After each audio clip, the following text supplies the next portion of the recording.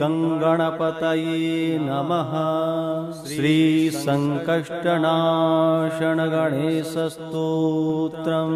नारद उवाच प्रणम्य शिरसा देवम् गौरीपुत्रं विनायकं भक्तावाशमस्मरे नित्य मायुः कामार्थसिद्धये।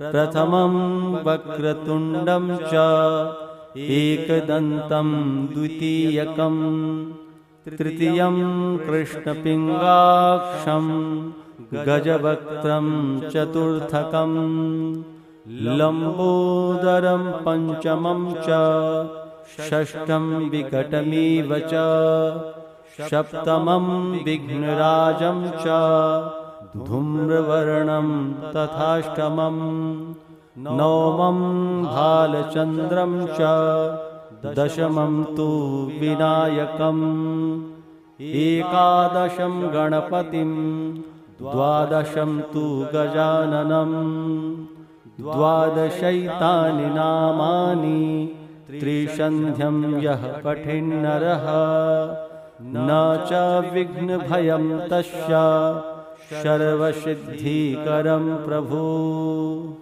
पुत्रार्थी लभते पुत्रान् मोक्षार्थी लभते गतिम् जपेद गणपतिस्तोत्रम् षड्भिर्मासैः फलं लभेत् संवत्सरेण सिद्धिं च लभते नात्र संशयः।